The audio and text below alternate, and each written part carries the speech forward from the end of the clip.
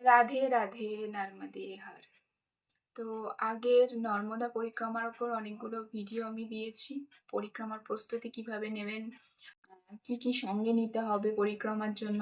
আর আজকের ভিডিও হবে যে নর্মদা পরিক্রমার জন্য কত টাকা খরচা পড়বে। তো অনেকেই আমাকে কোশ্চেন করছে যে দিদি নর্মদা পরিক্রমাতে কত টাকা খরচ হবে। পার্সোনালি আমাকে অনেকে হোয়াটসঅ্যাপ করে কোশ্চেন করেছে, সেরা কমেন্টেও জানিয়েছে যে যদি একটু বলেন যে নর্মদা পরিক্রমায় কত টাকা খরচা হবে। তো আজকে আমি নর্মদা পরিক্রমায় আপনাদের কত টাকা খরচা হতে পারে সেই নিয়ে আজকে ভিডিওটা বানাচ্ছি। তাহলে চলুন শুরু করা যাক। প্রথমে আমি বলেই দিয়েছি আগে থেকে যে নর্মদা মায়ের পরিক্রমাই একমাত্র পরিক্রমা যেটা আপনি খালি হাতে করতে পারেন এবং সম্পূর্ণ বিনামূল্যে করতে পারেন। তো সেটা তো করতেই পারেন আপনি বিনামূল্যে, কিন্তু তাও একটা খরচা থেকে যায়। যেমন আপনার কি কি এই ক্ষেত্রে খরচা থাকবে। প্রথমত আপনার ওখানে যাওয়ার পর নর্মদা পরিক্রমা যখন আপনি শুরু করবেন, তখন শুরু করার আগে যে পূজাটা হবে, সংকল্প হবে, তার জন্য একটা খরচ লাগে যেটা খুবই কম খরচায় হয়ে যায়। 200 টাকা 300 টাকার মধ্যে পুজো হয়ে যায়, সংকল্প পুজো সবকিছু হয়ে যায়। তো তবে অনেক জায়গায় আছে যেখানে আপনাকে কিন্তু আপনার থেকে বেশি টাকা নিয়ে নেয়, যেটা আমার ক্ষেত্রে হয়েছে। সবার কাছে গিয়ে আমি শুনেছি 200-300 টাকায় পুজো হয়ে যায়, কিন্তু আমার থেকে একটু বেশি নিয়ে নিয়েছিল। যাই হোক, তো আর 200-300 টাকার মধ্যে আপনার পুজো কমপ্লিট হয়ে যাবে। এবার পুজোর পরে আপনার প্রতিদিন এই সামগ্রীতে যে মানে টাকাগুলো খরচা হবে সেটা হচ্ছে আপনাকে প্রত্যহ যে পুজোটা থাকে মায়ের করতে হয় সকালবেলা। আপনি আশ্রম থেকে বেরোনোর আগে আপনাকে পুজো করতে হবে মায়ের, এবং আশ্রমে ফিরে আপনাকে আবার মায়ের পূজা করতে হবে। আর এই 2 টাইম পূজার জন্য আপনার যা যা দরকার হবে, যেমন ধূপ দীপ, মাকে ভোগ লাগানোর জন্য কিছু প্রসাদ, এইগুলো আপনার খরচা হবে। ঘি, এই জিনিসগুলো এই জিনিসগুলো খরচা হবে। এছাড়া আপনি যখন পুজো সংকল্প করে যখন আপনি পরিক্রমা শুরু করবেন তার আগে একটা কন্যা ভোজন করাতে হয়। মানে সেক্ষেত্রে কিছু টাকা ওখানকার পুরোহিতের হাতে দিয়ে দিলে তারাই কন্যা ভোজন করিয়ে দেয়। সেটা আপনি দিতে পারেন 400 টাকা 500 টাকা, যত টাকা আপনার পক্ষে যতটুকু সম্ভব।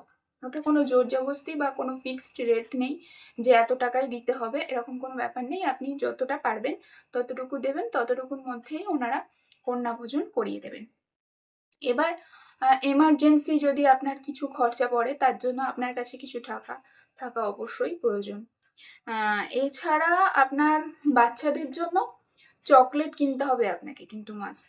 কেননা আপনি যখন পরিক্রমা শুরু করবেন, পরিক্রমায় যখন চলবেন, তখন দেখবেন কত বাচ্চারা আপনার কাছে ছুটে আসবে শুধুমাত্র একটা চকলেটের জন্য। তো তাদের তো আপনি ফিরিয়ে দিতে পারবেন না। তো তাদের জন্য অবশ্যই চকলেট কিনে রাখবেন সঙ্গে। ছোট ছোট যে চকলেটগুলো হয় না, বড় নয়, যে ছোট ছোট চকলেটগুলো হয়, 1 টাকার 4টে দেয় কোনো জায়গায়, বা 1 টাকা পিসের এরকম যে চকলেট, আমি কিন্তু প্যাকেট কিনে নিতাম সব সময়। আপনারা পারলে প্যাকেট কিনে নিতে পারেন, বা লুজ বিক্রি হয় সেটাও নিয়ে নিতে পারেন। তো সেটার জন্য একটা টাকা আপনার খরচা হবে। এছাড়া আর অন্য কোনো তেমন কোনো খরচা নেই আপনার। বললাম যে এমার্জেন্সি যদি কিছু লাগে, ব্যাস ওটুকুই। এছাড়া আপনার সাগর পার হওয়ার সময় একটা টাকা লাগে। যখন আপনি সাগরটা পার হবেন তখন ওই যে বোর্ডে করে আপনি পার হবেন, সেই বোর্ডটা আগে বুকিং করতে হয়। সেটাও বিশাল কিছু টাকা নয়। আমি শুনেছি 200-300 টাকাই লাগে, কি তার থেকে কমও হতে পারে। আর পরিক্রমা যখন আপনার শেষ হয়ে যাবে তখন আপনি ফের আপনাকে একটা পূজা করতে হবে ওখানে। আপনি চাইলে ওখানেই কন্যা ভোজন করাতে পারেন, অথবা আপনি বাড়ি ফিরে বাড়িতে এসেও কন্যা ভোজন করাতে পারেন, সেটা আপনার উপর ডিপেন্ড করছে।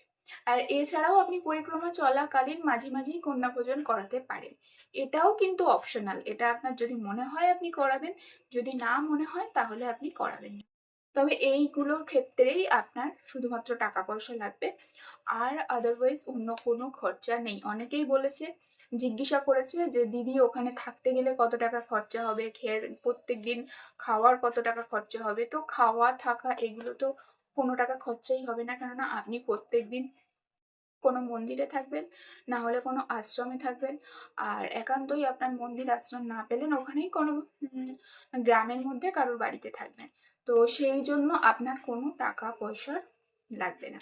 সম্পূর্ণ বিনামূল্যে আপনি থাকতে পারবেন এবং খেতে পারবেন।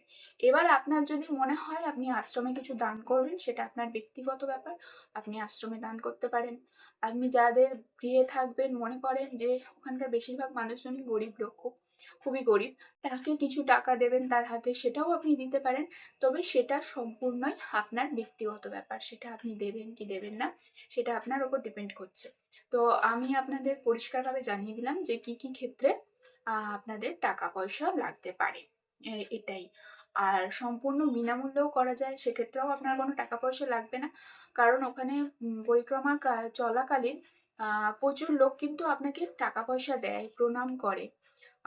আর অনেকেই সেই টাকা পয়সায় চলে যায়, কোনো অসুবিধা হয় না। আপনি যদি মনে করেন যে খালি হাতে আপনি পরিক্রমা শুরু করবেন, সেক্ষেত্রে আপনি খালি হাতেই সম্পূর্ণ বিনামূল্যেই এই পরিক্রমা করতে পারবেন। এই পরিক্রমার জন্য আপনার একটুও টাকা লাগবে না। রাধে রাধে, নর্মদে হার। আপনাদের কোনো কোশ্চেন থাকলে অবশ্যই আমাকে জানাবেন। আমি চেষ্টা করব আপনাদের প্রশ্নের উত্তর দেওয়ার। নর্মদে হার।